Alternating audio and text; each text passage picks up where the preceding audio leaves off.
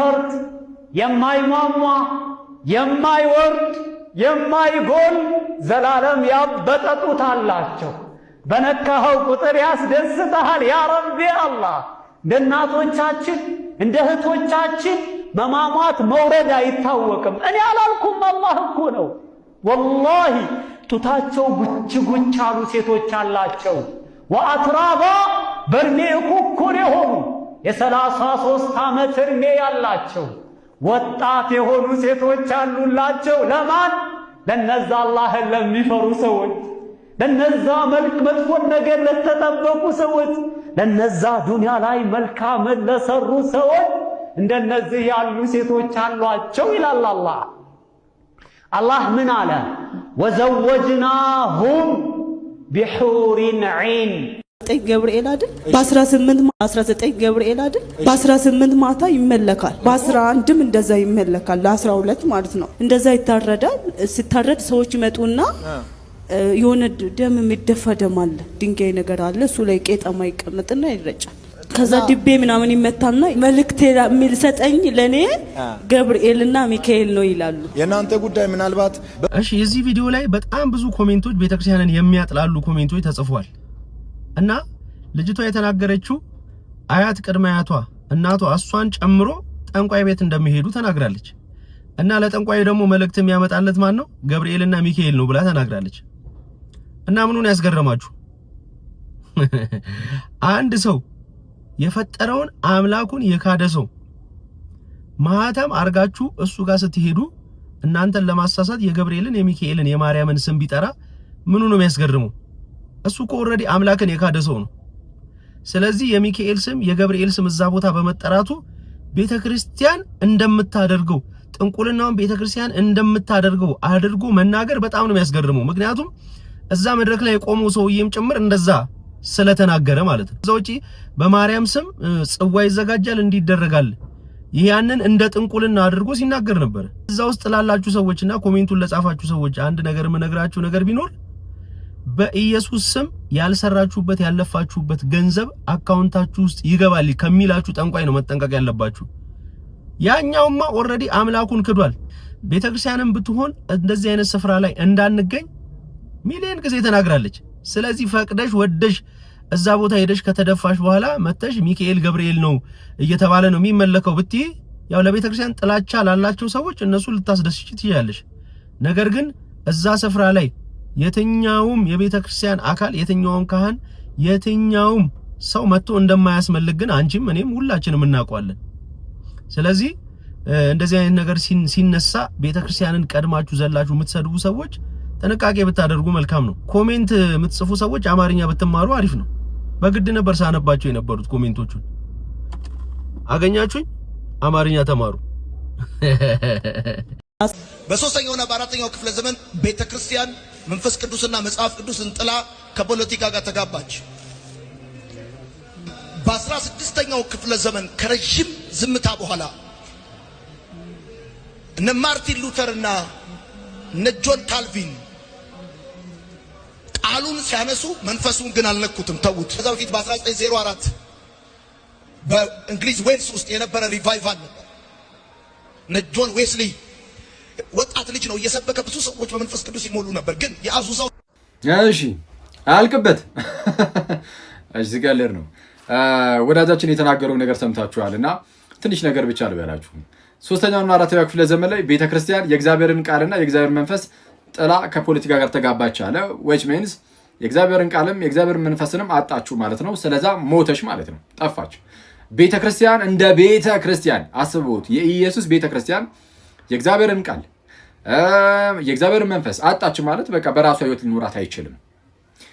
እንዲህ ብሎ መናገር በነገራችን ላይ በተዘዋዋሪ ጌታችን ክርስቶስ ኢየሱስን ቀጥታ መሳደብ ነው። በነገራችን ላይ እንዴት መሰላችሁ? ቤተክርስቲያን ሙሽራይቱ ናት፣ ክርስቶስ ደግሞ ሙሽራው ነው።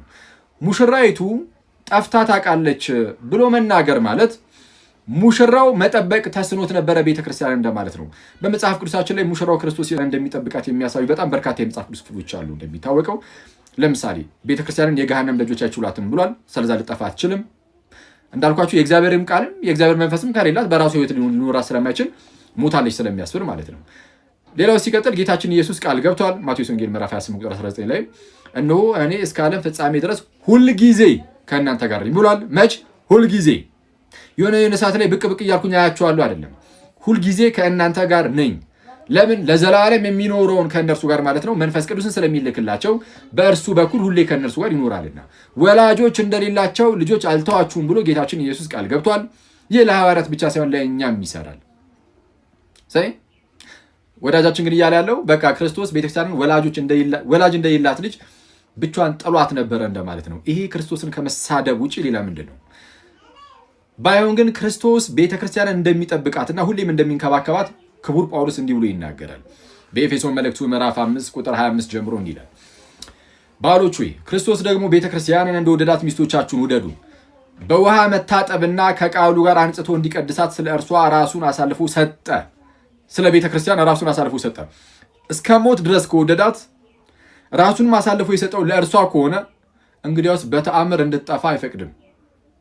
ቀጠል አድርጎ እንደዚህ ይላል፣ እድፈት ወይም የፊት መጨማደድ ወይም እንዲህ ያለ ነገር ሳይሆንባት ቅድስትና ያለ ነውር ትሆን ዘንድ ክብርት የሆነችን ቤተክርስቲያን ለራሱ እንዲያቀርብ ፈለገ ይላል። ምን ሳይኖርባት? እድፈትም የፊት መጨማደድም። የፊት መጨማደድ የሚመጣው ከእርጅና ጋር ነው። ማይ ብራዘር፣ እርጅና እንኳን እንዳይኖርባት፣ እድፈት እንዳይኖርባት፣ ነውር ወይም እንዲህ ያለ ነገር ሳይሆንባት ክብርት የሆነች ቤተክርስቲያንን ለራሱ እንዲያቀርብ ፈለገ። ስለዛ ቤተክርስቲያን ይህን ነገር አጠለም። ሲቀጥል ግን 16ኛው ክፍለ ዘመን ላይ እነ ማርቲን ሉተር እነ ጆን ካልቪን መጥተው ቃሉን አነሱ፣ መንፈሱን ተውት አለ። መንፈሱን ትተውታል። ስለዚህ የእግዚአብሔር መንፈስ ገና አላገኙትም እነሱ እነ ጆን ካልቪን እነ ማርቲን ሉተር ራሱ ፕሮቴስታንቲዝም ከተጀመረ በኋላ ማለት ነው። ቃሉን አነሱ። የእግዚአብሔር መንፈስ ካላነሱት ዊች ሚንስ በቃ እነ ማርቲን ሉተር እና ጆን ካልቪን የእግዚአብሔር ሰዎች አልነበሩም። እንደው ዝም ብሎ ብቻ እንደዚሁ የሚመራመሩ ምናምን ከዛን አጋጣሚ እንደው እውነታው ላይ ደርሰው ነው ያስብላል። አይ የእግዚአብሔር ሰዎች ነበሩ ከተባለ ግን በሐዲስ ኪዳን ወደ እውነት ሁሉ ይመራ ዘንድ የተሰጠው መንፈስ ቅዱስ ስለሆነ ያለ መንፈስ ቅዱስ ወደ እውነታው ወይም ወደ እግዚአብሔር ቃል መድረስ አይቻልም። ስለዚህ የእግዚአብሔር መንፈስ ከሌላቸው እንግዲያውስ ከእግዚአብሔር አይደሉም ያስብላል። ስለዚህ ፕሮቴስታንቲዝም አነሳሱም ከመንፈስ ቅዱስ የሆነ ከእግዚአብሔር የሆነ አይደለም ያስብላል። ለ400 ዓመት ሙሉ በዚሁ መልኩ የቀጠለው ፕሮቴስታንት ደግሞ በጣም ያስገረመው አሁን እሱ የሚለው አሁን መንፈሱን ማገኘን የሚለው መቼ ነው? የዛሬ 100 ዓመት አካባቢ ያውን እሱ ጴንጤ ውስጥ አይደል ያለው የተለያዩ መናፍስት ምናምን አሰራሮች ምናምን ያሉበት ዲኖሚኔሽን ነው እና እሱ አሁን የጀመረበትን ወደ አሜሪካን ሀገር አካባቢ የተጀመረውን ነገር ይዞ እሱ ነው በቃ ያኔ ነው የእግዚአብሔር መንፈስ የመጣው እያለ ነው።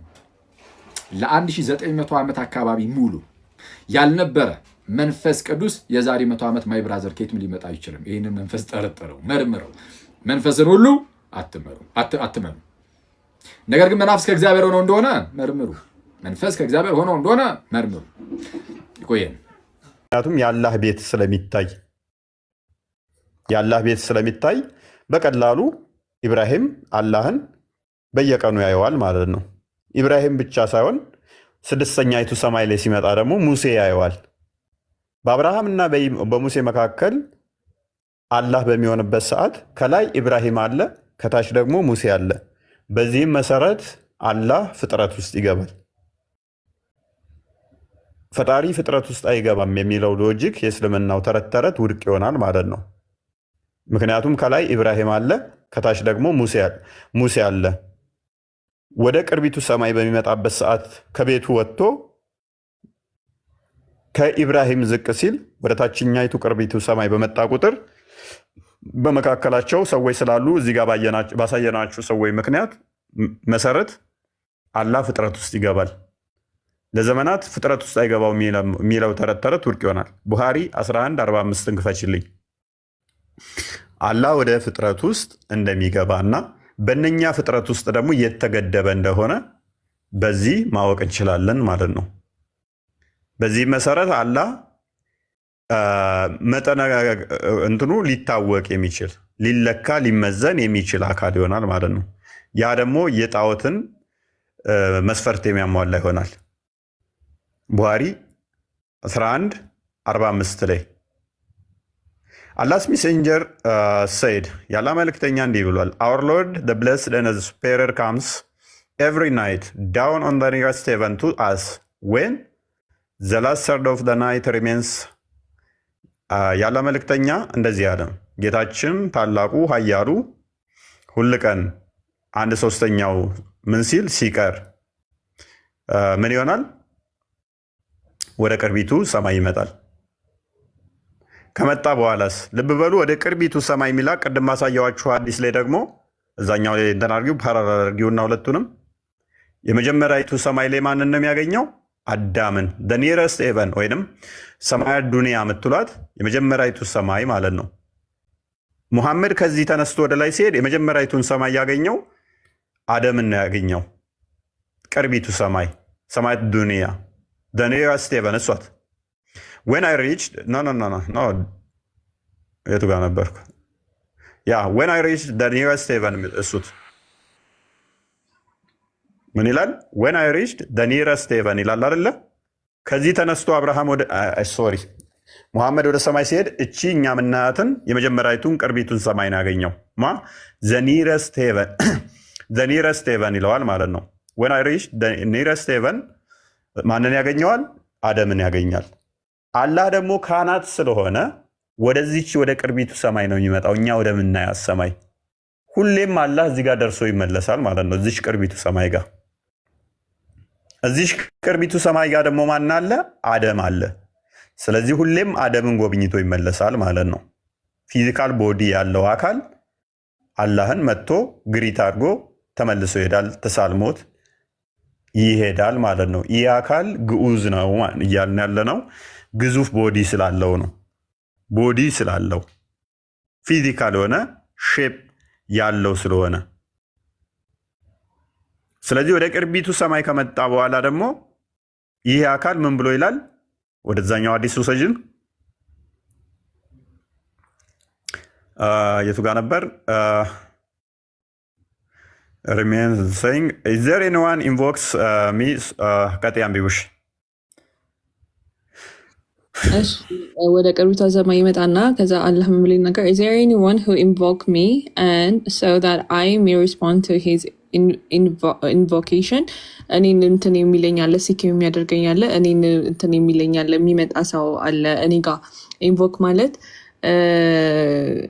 እንትን እንደ ነጅ እንደማድረግ ማለት ነው። እና እንደዛ እኔ እንትኑን እንደመልስለት ኢንቮኬሽኑን እንደመልስለት is there anyone to ask me so that I may grant him his request እኔን የሚጠይቃለ ወይ የሚጠይቀውን ነገር እንዳሟላለት ሪኩዌስቶቹን እንድፈጸምለት is there anyone who seeks my forgiveness so that I may forgive him እንግዲህ ይቅርታን የሚጠይቃለ እኔ ይቅር እንድለው እያለ ይጠይቃል። አላህ ነው መጥቶ ይሄንን የሚለው። የቱ ጋር ሆኖ ነው ይሄንን የሚለው ካልን ደግሞ ቅድም ባሳያችሁ መሰረት ቅርቢቱ ሰማይ ላይ አዳም ያለበት ቦታ ላይ መጥቶ ነው ይሄንን የሚለው። አላህ ከዛ ሰባተኛው ሰማይ በላይ ቤት ውስጥ ተቤቱ ወርዶ ወደዚህ ይመጣል፣ ወደ ቅርቢቱ ሰማይ ይመጣል። በዚህም መሰረት ምን እንረዳለን? አላህ ፍጥረት ውስጥ ይገባል። አላህ ፍጥረት ውስጥ የሚገባ ከሆነ ደግሞ በፍጥረት ውስጥ ገብቶ ሼፕ ውስጥ እዛ ውስጥ ያ ቅርጹ የሚገባ ከሆነ እዛ ውስጥ ገባ ከተባለ ደግሞ አላህ ከፍጥረቱ ውጪ መኖር አይችልም ማለት ነው። ከፍጥረቱ ውጪ በዛቱ መኖር አይችልም ማለት ነው። ዛቱ ምን የሆነ ነው? ፊዚካል ቦዲ ያለው እዛ ውስጥ ሊገባ ልክ ቤታችሁ ውስጥ እናንተ እንደምገቡ ልብ በሉ። የአላህ ቤት ነው ከተባለ የእፎይ ቤት ከተባለ እኔ ከቤቴ ውጪ ሊሆን አልችልም። ሰውነቴ ቤቴ፣ ከዛም ደግሞ ከቤቴ ውጪ ተርፎ ሊኖር አይችልም። ቤት ውስጥ ነኝ ከተባለ ምንድነኝ ማለት ነው? ቤቱ ከኔ ውጪ ነው የሚሆነው፣ እኔ ውስጡ ነው የምሆነው። ስለዚህ አላህም ቤት ውስጥ ነው ከተባለ አላህን የሚደብቀው የሚሸፍነው የሚከልለው ነገር አለ ማለት ነው። አላህ የሆነ ቦታ ላይ ልክ እንደኔና እንደናንተ አካሉ የተመጠነ የተገደበ የተወሰነ ነው ማለት ነው። ይሄ ደግሞ የጣዖታውያን መገለጫ ነው። ጣዖታውያን በእጅ የተሰሩ ስለሆኑ በሰራችሁላቸው ቅርጽ ውስጥ ይኖራሉ። ያ የተቀረጸላቸው ምስል የሆነ ቤት ውስጥ ይኖራል። ታደርጉታላችሁ። ቤቱ ከጣዖቱ ይበልጥና ቤቱ ጣዖቱን ሸፍኖት ይቀመጣል ማለት ነው። ስለዚህ አላህ ቤት አለው። ቤቱ ደግሞ የአላህ መኖሪያ ሲሆን የአላህ ቤት ውስጥ አላህ ሲሆን ከአላህ ይልቅ ቤቱ ይበልጣል ማለት ነው። አትሊስት በግዝፈት የአላህን ቤቱ ይበልጠዋል ማለት ነው። በግዝፈት በትልቀት የአላህ ቤት ከአላህ ይበልጣል። እኛ ግን እንዲህ እናምናለን።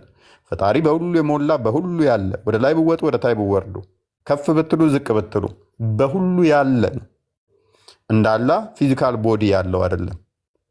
አምላካችን እንዳላ ፊዚካል ቦዲ ያለው ከሰማይ ወደ ታች ሲወርድ እዛኛው ከቤቱ ወጥቶ እንደዚህ የሚሄድ አምላክ የለንም። በሁሉ ያለ ስለሆነ ይህ አምላክ ደግሞ እንደ አላህ ፊዚካል ቦዲ ያለው ነው ብለን እኛ አምላካችንን አንገልጸውም። አምላካችን ረቂቅ ከአይምሮ በላይ ነው። አላህን ግን በቀላሉ ኢብራሂም በየቀኑ ሲወርድ ለሺህ ዘመናት ስላየው አላህ ምን አይነት እንደሆነ ጥቁር ነው፣ ቀይ ነው፣ ወፍሯል፣ ከስቷል፣ እንዴት ነው ቅርጽ አወጣ አላወጣ፣ ያችን 7ኛ ደረጃ ሲወርድ ሲመለስ በየቀኑ ከሌሊቱ 9 ሰዓት ላይ እንዴት ነው የእግር ጡንቻ አውጥቷል አላወጣም፣ ኢብራሂም በቀላሉ መገመት ይችላል። ሁሌም ስለሚያየው ማለት ነው። ሁሌም ኢብራሂም አላህን ስለሚያየው እንዴት ነው እሱ አባበጠ ይሆናል አልሆነም። ምክንያቱም ወደ ታች ሲወርድ ደረጃ መውጣትና መውረድ ታውቁታላችሁ አላድከም እንደሆነ የእግር ጡንቻ ለማውጣት እንደውም ደረጃ ላይ ነው አይደል እንትን የሚባለው ብዛት ከኋላ ምንድን ነው የሚባለው የእግር እንትን ለማውጣት። አንቺ እውነት መልሽ እንጂ ነው ዝም ብትይው ምን ለማውጣት ምን እንዲወጣ መስል እንዲወጣ ነው አልገባኝም። የእግር አንቺማ የኢትዮጵያ ወንዶች ያው እግር ቀጭን ስለሆነ ሁሉም እናንተ ሴቶች ደግሞ የእግር አሰሩ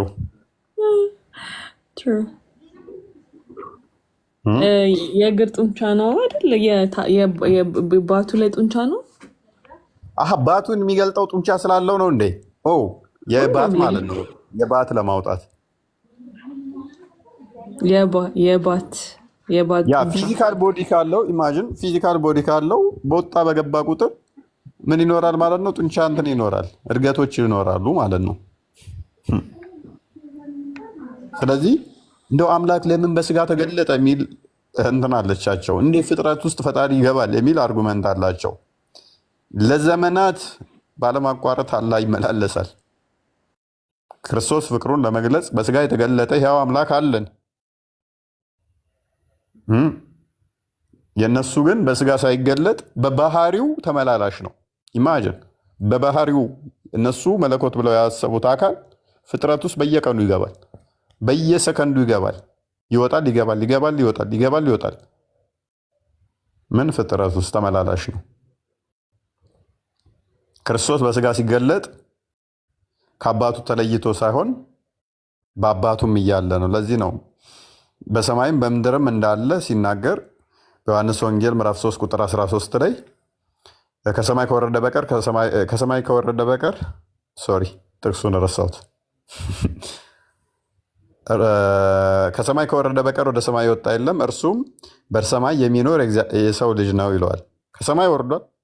ሰማይ ሲል ልዕልናውን ክብሩን ለመግለጽ ነው እንጂ እንዲህ ሰማይ ሲባል ለሙስሊሞቹ አረዳድ እኛ ሰማይ እንደዛ ግዙፍ እዛ ቁጭ ያለ ወንበር አዘጋጅቶ እንዳላህ ቤቱ ሰርቶ ምናምን ብለን አናምንም። ልዕልናው ነው። ለዛ ነው ሰማይ ዙፋኔ ምድር መረገጫ አይነት ይለዋል። በሁሉ የሞላ በሁሉ ያለ ነው እሱ። በምድር እያለ ክርስቶስ በሰማይ የሞላ ነው። በስጋ ተገልጦ እርሱ በአባቱ ሪና ያለ ነው። ለሰው በምድር ተገልጦ ያለው ያ ክርስቶስ በአባቱ ሪናም በሰማይ በአባቱ እቅፍ ያለ ነው ክርስቶስ። ለዚህም ነው ከሰማይ ከወረደ በቀር ወደ ሰማይ የወጣ የለም እርሱም ሰው ልጅ ነው ያለው። ለዛ ነው የእስልምናው አላህ ግን የተገደበ አካል ስላለው ሊሚትድ የሆነ ከዛ ውጪ መኖር ማይችል ነው። ያ ግድቡ አካል ከቤቱ ወጥቶ ቅርቢቱ ሰማይ ሲመጣ አትሊስት ቤቱ ባዶ ይሆናል ማለት ነው። ኢብራሂም ደግሞ 7ኛ ሰማይ ላይ እንደሆነ ተመልክተናል። ስለዚህ 7ኛ ሰማይ ተነስቶ ቤቱ ቢገባስ የአላህ ቤት መግባት አይችልም? አትሊስት ቤቱ ባዶ ይሆናል ማለት ነው። አትሊስት ፍጥረት ውስጥ ገብቷል ማለት ነው። አላህ በፍጹም ክሬሽን ውስጥ አይገባም የሚለው ተረት ተረት ይሆናል ማለት ነው። ፍጥረት ውስጥ ገባ ማለት ደግሞ አትሊስት ፍጥረቱ አላህን በግዝፈት ይበልጡታል። ልብ በሉ፣ ፍጥረቱ አላህን በትልቀት ይበልጡታል። በትልቀት በግዝፈት አላህ ከፍጥረቱ ያንሳል። አትሊስት አላህም የሚበልጥ ነገር ምን አለ? ሰማይ የሚባለው ነገር ውስጥ አላህ ሲገባ ሰማያት በትልቀታቸው ይበልጡታል ማለት ነው። ምክንያቱም ፊዚካል ቦዲ ስላለው እሱ ፊዚካል ቦዲ ስላለውና እነኛ ውስጥ ስለሚገባ ሙስሊሞች ላኩ እስቲ ይሄን ነገር እንዴት ታዩታላችሁ ወገን? ሙስሊሞች እንዴት ታዩታላችሁ አላህን ጉዳይ? እውነትሻ የአላህን ጉዳይ እንዴት ታዩዋለሽ? አንደኛ ሂጋረ ክሪፕ እንዴት ትልቅ የሚሆን ሜንሽን እንደሚሆን አልጠራጠርም። ኢስ ጎይንግ ቱ ቢ ሊት። ግን እኔ እዚህ ጋር አም ኮንፊውዝድ ዩ ጋይስ። ቤቱ የተፈጠረ ነው ያልተፈጠረ?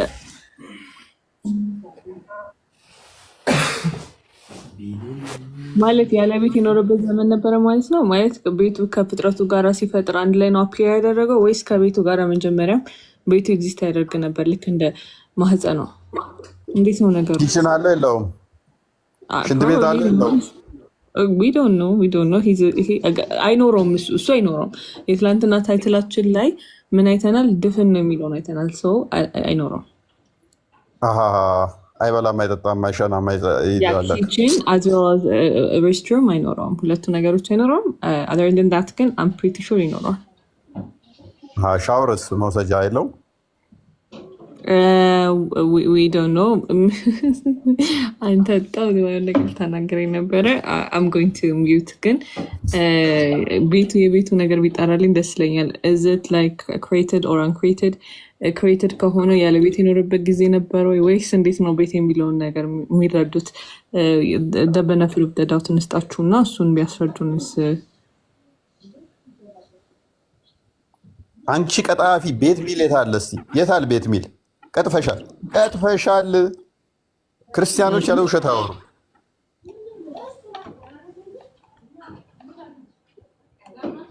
የታለ?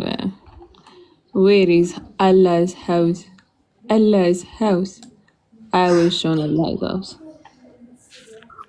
Show me. ውሸትሽን ነው። ይኸው አልበይት አልመእሙር አላስ። በስርዓት አላነበብሽም። የአላህ ቤት አይደለም። በቃ እኔ ከመጀመሪያውም ጀምሮ ቨርባሪ የሆንኩበት በኮንፊደንስ የምናገረው ነገር የአረብኛ በእንግሊዝኛ የተጻፉትን በስርዓት ስፔል ማድረግ ነው። ስለዚህ ይሄ ደግሞ ችግር የለውም። አስተካክለ ወይ ስፔል አድርገውና አረመኝ። አላስ ሀውስ ግን ይላል፣ የአላህ ቤት ይላል። what do you expect me to say? እንዴ ምንድን ነው ከኔ የምትፈልገው? ቤት የተፈጠረ ያልተፈጠረ መልስልን ወገናችን ትላለህ። አንቺ ቤትሽ የተፈጠረ ነው አልተፈጠረ ነው? የኔ ቤትማ ከተፈጠሩ ነገሮች የተሰራ እየተገጣጠመ ነው እንጂ በቃ አላህም ቤት ሰርቶ ነው አይገባው። ኦኬ የሰራበት ነገሮች ታዲያ is it like created or uncreated? አላህ አለም እሱን አላሁ አለም። ኧረ እንዴ ለሁሉ ለስንቱ ለቃሉ አላሁ አለም፣ ለሩሁ አላሁ አለም፣ ለዛቱ አላሁ አለም፣ ለማህፀኑ አላሁ አለም፣ ለኤቭሪቲንግ አላሁ አለም። ትክክል ነው። ግን ቤቱ ራሱ ከምንድን ነው የተሰራው? we don't know። ብርሃንን እመርጣለሁ። ባይዘው እናንተም ከስር ቤቱ በምን የተሰራ ይመስላችኋል? እስቲ ቦት እናድርግ። ምርጫ የዲሞክራሲ አልገባም አሉ። እርስ በርስ እያወራን ነው እና በዲሞክራሲ ብናደርገው ሁሉም ሰው ይገምት።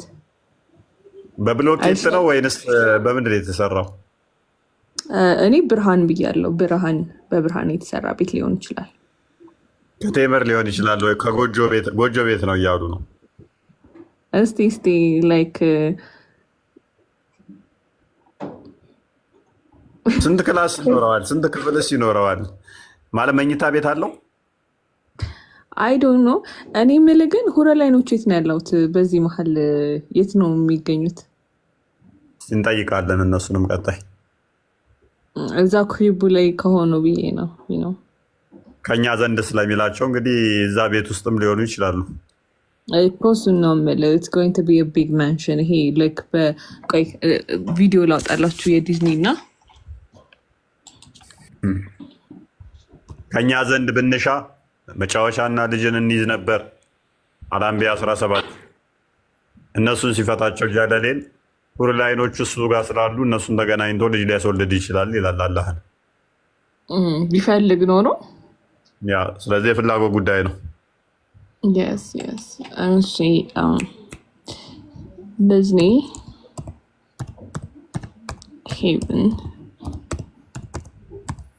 የሆነ ልጅ ያለው ሄርኩለስ የሚል ፊልም አይቼ ነበርና እዛ ላይ እንዳለው ይመስለኛል ሳስበው ዝም ብዬ ፒክቸርስ አድርገው ማለት ነው something like this you know ያ something like this እንደዚህ ፒክቸርስ አድርገው አንቺ ቆጣ አምጪ I know ይሄ ዛፍ የለውማ ሸጀረተል ሙንተሃ የምትባለው ዛፍ የለችም እዚህ አጠገብ ያ ዛፍ አለ ሸጀረተል ሙንተሃ የምትባል ፍሬዋ በጣም ግዙፍ የሆነ እዛ ጋር ቁመው ነው ቅጠሉ የእንትን ጆሮ የሚመስል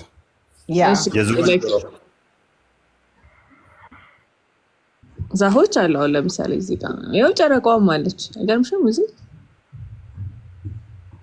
እነኚህ መላኢካዎቹ 7000 መላኢካዎቹ የሚሰግዱት እረፍት የላቸውም እነኚህ ግን አርፈዋል ጨዋታ ላይ ናቸው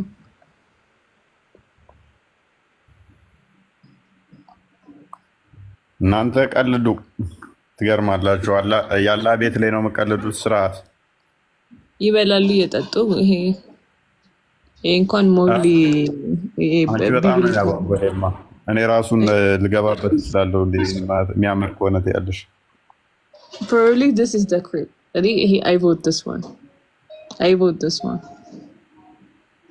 this one you guys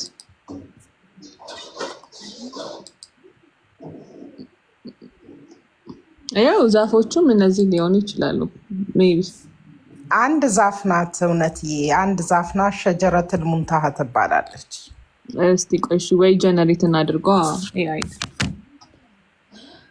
እሺ ታዲያ እነዚህ ነገሮች ሁሉ መች ነው የተፈጠሩት you guys በስንት ቀን ነበር አላህ ፍጥረታትን ያስገኘው ፎይ ኡስታዝ አይታወቅም 7 ቀን ቢልም 754 ላይ ከዛ በፊትም የፈጠራቸው ነገሮች አሉ በአመታትም አልጨረሰም ቁርአን ራሱ የተጻፈው ከ50 ዓመት በፊት ሰማይና ምድር ከመፈጠሩ በፊት ቀለም ተፈጥሯለች ይላል ቀለም ከተፈጠረ ደግሞ ፍጥረት ነችና ከዛ ቀን ጀምሮ መቆጠር አለበት ማለት ነው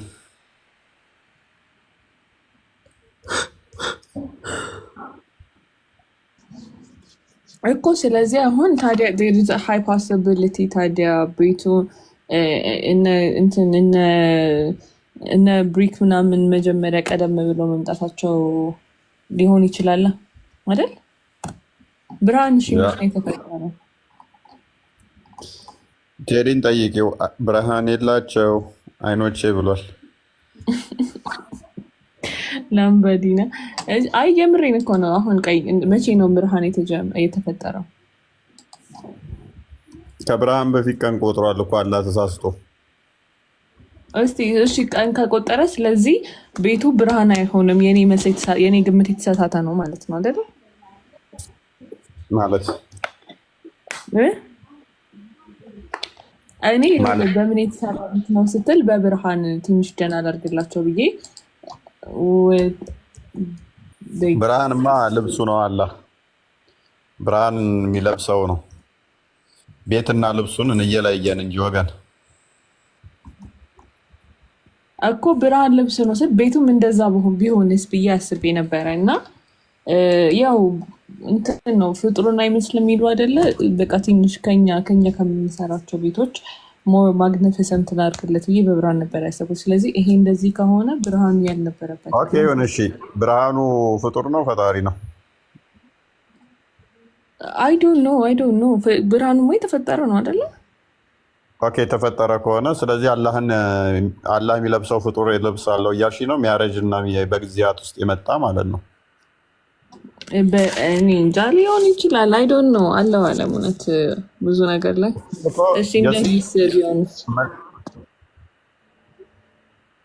ኑ ወይ ቅጠሉ ጆሮ ዝሆን ጆሮ ነው የሚያካክለው ቅጠሉ ይሄው ልክ እነዚህ ትላልቅ አይደለም እንዴ አዎ ግን እንትኗ ቤተ መንግስቷ ቀረበቻ ከእንትኑ ከዛፉ ቀረበ ቤተ መንግስቱ። ምክንያቱም ራቅ ብሎ ቁሞ እዛ ሸጀረቱል ሙንተሃ ጋር ጅብሪል ይመጣል ይወስዳል። ይሄ የሰላት ህግጋቶች ምናምን ያመጣ ትእዛዝ ሲቀበል ማለት ነው። እና ትንሽ ራቅ ያለ መሰለኝ አሩኑ ብርሃን ነው ደግሞ ለተባለው አሩኑ የሰው ልጅ እኛም ስንሰግድ ግንባራችን ላይ ኑር ካለ ቀብራችን ያበራል እና ይሄ ኑር ነው እና አይመስለኝም ብርሃን።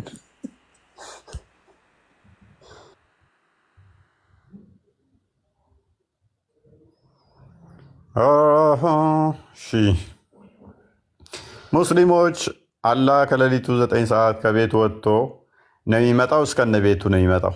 ቤቱን ማብራት ትመጣለች ወይስ እሱ ብቻ የሚመጣው?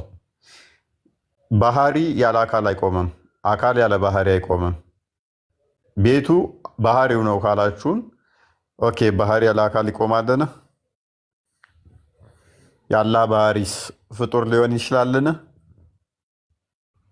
ኦኬ የአላህ ባህሪስ ለየብቻ ታላ ተነጥሎ ይቆጠራልን? ተተቆጠረ ስንት አምላክ ነው የምታመልኩት? ቤቱም ራሱን የቻለ ፍጡር ያልሆነ ባህሪ ይሆንና ራሱን የቻለ አካል ይሆንና ስንት ጣዖት ታመልካላችሁ ሚል ያመጣባችኋል። እንዴት ታዩታላችሁ ይህን ነገር? እቺ ሴትየው በቃ የአላህን ቤት ጄኔሬት በማድረግ ላይ ተጠምዳለች። አዎ ማለት ኤጋሚ ኪሬት ማለት እነዚህ አክቹዋል ፕሌስ ተደርጎ ነው የሚታሰቡ። ስለዚህ እነዚህ ሜታፎሪካል እስካልሆነ ድረስ በዚህ መንኩ ደግሞ ናሬት ከተደረገ እኛ ኢማጂኔሽናችን ተጠቅመን የመሳልና መብት አለን ብዬ አስባለሁ። እኔ ፐርሰናሊ ያንን በአእምሯችን የመሳል መብት እስካለን ድረስ ይህንን ደግሞ የሚያቀልልን ቴክኖሎጂ መጥቷል፣ አርቲፊሻል ኢንተለጀንስ። ስለዚህ እሱን ተጠቅመን ጀነሬት አድርገን ምን ሊመስል እንደሚችል እየሞከርን ነው። ማን ነው አይቶ ምስሉን የሰጠው? ማለት ቡራቅ ማንኛውም ምስል ጣዖት ነው ይባል የለ? ግን ቡራቁ አሁን እኔ ራሱ በልጅነቴ እኛ ቤት ነበረች ያቺ ቡራቅ ከ3 ፖሊሶች ህፃናቶች ጋር። ምን አልከኝ እፎይ? አይ ምንም አላልኩም። እና ያቺ ቡራቋስ ማለት ማን ነው ስሎ ያመጣት? ምስሏ ከዛ የመጣ ነው? ምስሏ ስለመምጣቱ ስላለመምጣቱ አላውቅም። ችኛን ነው የምትያታው? አዎ እሷ ናት። ከዞራስትራኒዎች እንደተወሰደች ነው የማውቀው። ከነሱ እንትን የተወሰደ እንትን ነች። የጣዖታውያንን እንትኖች የወሰደ ታሪክ ነው። አክቹዋሊ ወደ 7ኛ ሰማይ ሄደ የሚለው ታሪኩ ራሱ የተኮረጀ ነው። ባይዘ ከተለያየ ቦታ የተኮረጀ ነው። እችኛዋም ፈረስ ከሌላ ቦታ እንትን የተወሰደች ነች። መሐመድ በዚህ ሄድኩ ያለው ከሌላ ታሪክ ላይ የኮረጀውን ነው። ኦኬ ግን ወደ እስራኤልም እኮ ሄደዋል እፎይ። ማለት ገና ከሳኡዲ ሲነሳ ቡራቋ መታ ሌሊት ላይ ስትወስደው ወደ መክሲደል አቅሳ ነው የሄዱት። ከዛ በኋላ ነው ወደ እንትን የወጡት። ተረት ተረት ነው፣ አፈ ታሪክ ነው። እና የዛለታ ቤት ተኝቶ እንዳደረ አይሻ ተናግራለች። የትም አልሄደም ተኝቶ ነው ያደረው ብላለች። እና በአንድ ሌሊት እስራኤል ሄዶ ከዛ ሰማይ ላይ ሄዶ ከዛ 7ኛ ሰማይ ከዛ አላህን አናግሮ ከዛ ደግሞ አላህ 50 ጊዜ ስገዱ ብለዋል። ከዛ ሲያስቀንስ እንደዛ ብሎ መጣ።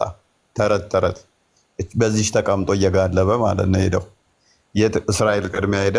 አላስቃ መስጊድ በር ዳሰረ። ከዛ ገብቶ ሰገደ ይላል። ውሸት። ምክንያቱም መስጊድ አላስቃ የለም፣ በዛ ዘመን ፈርሷል። መስጊድ አላስቃ የሚባል የለም። የሰለሞንን ቤተመንግስት መቅደስ ከሆነ በዘሩባቤል የተሰራው የታደሰው ማለት ነው። እሱ በ7ኛው ክርስቶስ ባረገ በ7ኛው እንትን ሮማ አፍርሰዋለች። ለታሪክም የለም። ይሄ የተሰራው መቼ ነው? በኋላ በዑመር የተሰራ ነው። መስጊድ አላስቃ የሚሉት አሁን በኋላ የራሳቸው ታሪኮችም ያስቀምጡታል። በሰባተኛው ሴንቸሪ የተሰራ ነው። በዛን ዘመን በዛን ጊዜ ቤተ መቅደስም የለም በእስራኤል ላይ። ምክንያቱም ትንቢተ ዳንኤል ምዕራፍ 9 ላይ መሲሁ እንደሚመጣ ልብ በሉ፣ መሲሁ እንደሚመጣ እንደሚሞት ትንቢት ተናግሯል። ልብ በሉ፣ ኢየሱስ እንደሚመጣና እንደሚሞት በትንቢተ ዳንኤል ምዕራፍ 9 አይ ቲንክ ምዕራፍ 9 ወይም 10 ላይ ምዕራፍ 9 መሰለኝ ኢየሱስ እንደሚመጣና መሲሁ እንደሚመጣና እንደሚሰቀል እንደሚሞት እሱ ከሞተ ከተነሳ በኋላ በሰባኛው ላይ በሰባኛው ዘመን ላይ ቤተ መቅደሱ እንደሚፈርስ ትንቢት ተነግሮ ነበረ። ኢየሱስ መጣ፣ ተሰቀለ፣ ሞትን በሞቱ ሻረ፣ አረገ። ባረገ በሰባኛው ዓመት ላይ ሮም ቤተ መቅደሱን አፍርሰዋለች። የትኛውንም ታሪክ ቼክ አድርጉት። ይሄንን ኢየሱስ ባረገ በሰባኛው ዓመት ላይ ሮም ቤተ መቅደሱን አፍርሰዋለች። የራሳቸው የሙስሊሞችን ታሪክ እንኳን ቼክ አድርጉ። ቤተ መቅደስ ብሎ ነገር የለም። አሰራትና ወደ ውስጥ ገብቶ ሰገደ ይላል። ውሸት። ቤተ መቅደስ የለም በዛን ሰዓት፣ ምንም ማምለኪያ ቦታ የለም። ያኔ እዛ ፈርሷል። ያውን አለ የሚሉት በኋላ የተሰራ ነው፣ በሰባተኛው ሴንቸሪ የተሰራ ነው። ከዛ ሲሄድ ወደዛ እንደተረት ስድስተኛ ሰማይ ሰባተኛ ሰማይ ላይ ከዛ የአላህን ቤት አገኘሁት ብሎ ያወራው ተረት ይሆናል ማለት ነው። በተመሳሳይ አይሻ ደግሞ የዛለታ ቤት ውስጥ ተኝቶ አድሯል ስላለች ማለት ነው። የቢ ግልጽ ነኝ ግን እያወራሁት ያለሁት ገብቷችኋል ነው? አይገባችሁም? አዎ፣ ኧረ ገብቶናል በጣም ታሪኩንም ስለማውቀው በጣም ነው። አሁን በዛን ሰዓት መቅደሱ እንደሌለ በእርግጥ አላቅም ነበረ፣ ያለ ነበር የሚመስለኝ አሁን ስትል እንጂ በዛኛው ዘመን እውነትም አስሯት የገባ መስሎኝ ነበር። በጓሮ በኩል መጀመሪያ በአንደኛው ሳይድ አሰራት፣ ከዛ በኋላ ገባ ሰገደ፣ ከዛ በኋላ ወደ አርሽ ወጣ ስለሚል ማለት ነው። እና እንደዛ ነበር የሚመስለኝ። እኔ በደንብ ተረድቻለሁ። እሱን ለማድረቅ አሁን ላይ እንደሌለ ቤተ መቅደሱ ሁሉም ያምኑበታል። አሁን ሙስሊሞቹም ያምናሉ። ምክንያቱም ይሄ ፋክት ነው፣ በቃ ዲናይ ሊደረግ ማይችል። ኢየሱስ ባረቀ በሰባኛው ዓመቱ ላይ ቤተ መቅደሱ እንደፈረሰ ልብ በይ። ኢየሱስ ባረገ በሰባኛ ዓመቱ ላይ ፈርሷል። ይህንን ደግሞ ትንቢተ ዳንኤል ላይ ኢየሱስ ከመወለዱ ከመምጣቱ አስቀድሞ በ100 ዓመታት በፊት ትንቢት ተነግሮ ነበረ። ኢየሱስ ከሞተ ከተነሳ በኋላ በሰባኛው ዓመት ላይ ቤተ መቅደሱ እንደሚፈርስ ትንቢት ተነግሮ ነበር። እንዳልኩሽ ኢየሱስ በመጣ ከተነሳ በኋላ በሰባኛ ዓመቱ ላይ ነው የፈረሰው። ይህን ቼክ አድርጉ፣ ወገድ አድርጉና ቼክ አድርጉት። ሮም አፍርሰዋለች። ስለዚህ ሙስሊሞች ይህንን ያውቃሉ፣ ምሁራኖቻቸውም ያውቃሉ። ይህንን አይክዱም አሁን ላይ፣ ምክንያቱም ዓለም የሚስማማበት ፋክት ስለሆነ። ነገር ግን በምን ያርሙታል መሰልሽ? አሁን ቤተ መቅደሱ ፈርሷል፣ ውስጥ ገብቶ ሰገደ የሚለውን አይ ምድር ሁሉ ያላህ ስለሆነች የፈረሰበት ቦታው ላይ ነው ሄዶ ዝም ብሎ የሰገደው ይሉሻል። ገባ ይላል እኮ ገብቶ እንደሰገደ ውስጥ ገብቶ አዎ ማለት ግቢ ውስጥ እንደገባና ግቢ ውስጥ ቡራቋ እንደታሰረች እኮ እዛ ጋ ገልጿል። ረውደቱል አንዋር ላይ እኮ ግቢ እኮ ለመግባት እኮ ስትራክቸሩ ኤግዚስት ማድረግ አለበት ነው እኮ ፖይንት። ስትራክቸሩ ኤግዚስት ነው። የፈረሰ ቦታ ከሆነ እንዴት እዛ ውስጥ ሊገባ ይችላል? ያ እሱን እኮ ነው የተሳሳተው መሐመድ። ያ ከዛ ምን ይሉሻል መሰለሽ? ምድር ሁሉ ያላህ ነች፣ ስለዚህ አላህ እዛ ቦታ ሰገደ፣ ስለዚህ እዛ ቦታ ገባ እንደማለት ነው ምናምን ብለው ይፎግራሉ ማለት ነው። ቦታውን የሰገደ ማለት ነው ይሉሻል። ግን ውስጥ ገባ ይላል። ውስጥ ገባ የሚባለው የሆነ ቤት ሲኖር ነው። እና ይመቻቸው ሙስሊሞች ጭንቅላታቸውን ትዊስት የማድረግና ይህንን ማያነብ ህዝብ የመደለል ብቃት ስላላቸው እነዛ ይጫወቱበታል። ኤንዌስ ግን አላህ ከዛም ብሎ እንደዛም ብሎ ሲሄድ ሰባተኛ ሰማይ ደረሰ። ከዛ አላህን ቤት አየው። የአላህን ቤት አየው። የአላህ ቤት ደግሞ ከሰባተኛው ሰማይ በላይ ነው። አላህ ቤት ካለው ደግሞ አላህ ቤት ውስጥ ከሆነ ደግሞ አላህ ምን አለው ማለት ነው? ሊሚትድ የሆነ አካል አለው ማለት ነው። ከዚህ እስከዚህ ተብሎ ሊነገርለት የሚችል ግዝፈት ያለው ርቀት ያለው ክብደቱ እንደዚህ ተብሎ ቁመቱ እንዲህ ተብሎ ሊነገርለት የሚችል አካል ነው ማለት ነው። ይህ አካል ደግሞ አትሊስት ፍጥረታት በመጠናቸው በሚዛን መጠናቸው፣ በአካላዊ ክብደታቸው ወይንም ደግሞ በትልቀታቸው በዳይሜንሽናቸው አላህን ይበልጡታል ማለት ነው። ሰው አላህን የሚበልጠው ነገር አለ። አላህ አትሊስት እንዴት ነው ከማጠሯ መወጠሯ የሚባል ነገር አለ። አጠር ያለ ነገር አንዳንዴ እንዴት ነው አባበጤው ሰዎች ጋር የሆነ ጎረምሶች ግብብዳ አካላት ጋር የሆነ አነስ ያለ ውጥር ሲል ከማጠሩ መወጠሩ እንደሚባለው ነገር የሆነ ትንሽዬ አካል ነው ይሄንን ትልቅዬ ነገር የፈጠረው ብላችሁ ሁሉ ልትናገሩ ትችላላችሁ። ኢብራሂም አሁን ሁሌም ሲያየው እዛ ሰባተኛ ሰማይ ላይ ሆኖ አላህ ከቤቱ እየወጣ ወደ ታች ሲወርድ ሲያየው ሲወጣ ቆሞ ይታዘበዋል ማለት ነው። ይሄ ነው አሁን እኛን የፈጠረን እያለ ልክ እንደንትን እያየው ማለት ነው። ምክንያቱም በባህሪው ነው እንደዛ የሚያደርገው በመገለጥ አይደለም። አምላክ እኛ ግን ምን ብለን እናምናለን? ማንም አላየውም፣ ማንም ሊያየው አይችልም፣ ማንም አያየውም። በባህሪው አምላክ በባህሪው በፍጹም ለማንም ሊታይ አልታየም፣ ሊታይም አይችልም። ምክንያቱም የኛ አይምሮ ሊያየውና ሊወስነው የሚችለው ጥቂት ነገርን ብቻ ነው። አይታ አንተ የምትወስነው ከሆነ ያንተ የአይምሮ ውጤት ይሆናል ያንተ አምላክ ማለት ነው። ቁመቱ ይሄ ነው፣ ክብደቱ ይሄ ነው፣ ወርዱ ይሄ ነው፣ እዚህ ነው፣ መልኩ እንዲህ ነው ብለህ የምትናገርለት ነገር ፍጥረት ለሆነ ነገር ነው፣ ግዝፈት ላለው ነገር ነው፣ ክብደትና ሊነካ ሊዳሰስ ሊታይ ለሚችል ነገር ነው፣ ቁስ ለሆነ ነገር ነው። አይተህ በዚህ በስጋዊ አይንህ ተመልክተህ እንዲና እንዲያ ነው ብለህ ልትናገርለት የምትችለው ነገር ያንተ የአይምሮህ ውጤት ሲሆን ነው። ፈጣሪ ግን ከአይምሮ በላይ ነው። ፈጣሪ ግን በሁሉ የሞላ ነው። ፈጣሪያችን እንደኛ ግዑዝ አካል አይደለም፣ ግዑዝ አካል ያለው አይደለም። ሰው እንደዛ ካልሆነ የኛ አይን ደግሞ ሊያየው የሚችለው ግዑዝ አካላትን ነው። ያንን ብርሃን አይናችን ስቦ ከዛ ያንን ብርሃን ሪፍሌክት አድርጎ ሊያይ የሚችለው ግዑዝ አካልን ነው። የኛ አምላክ ደግሞ ግዑዝ አካል ያለው አይደለም። ግዑዝ አካል ያለው ካልሆነ ደግሞ ከዚህ እስከዚህ ነው ፈጣሪ ብለን ልንገድበው የምንችለው አይደለም። ምክንያቱም አምላካችን እግዚአብሔር መንፈስ ነው፣ ረቂቅ ነው። ነገር ግን በብሉይ ኪዳን ላይ በተለያየ መልኩ ለነቢያት ሲገለጥ ነበረ። ያ ማለት ግን በባህሪው ተገለጠላቸው ማለት አይደለም። አንድም ቦታ ላይ አምላክ በባህሪው ተገልጦ አያውቅም። አንድም ቦታ ላይ ምክንያቱም በባህሪው ተገልጦ ፍጥረት ሊያየው ሊመለከተው ስለማይችል በሁሉ የሞላ በሁሉ ያለ አካልን ከዚህ እስከዚህ ነው ብለህ ልገድበው ስለማችል ፈጣሪን እንደዛ አይተህ እንዲና እንዲያ ነው ብለህ ልትናገርለት አትችልም። አላህ ግን ተገድቦ ያለ አካል ስለሆነ ግዝፈት ያለው አካል ስለሆነ ወርድና ክብደት ቁመትና ዳይሜንሽን ያለው ስለሆነ ሲወጣና ሲወርድ ፍጥረት ውስጥ ሲገባ ታገኙታላችሁ። እንደኔና እንደናንተ እጅ እግር ያለው ሜታፎሪክ ያልሆነ ሲወርድና ሲገባ ታገኙታላችሁ። ያንን አካል ታዩታላችሁ። ያ ደግሞ የሰዎች ፍጥረት ሰዎች የፈጠሩት ባይምሯቸው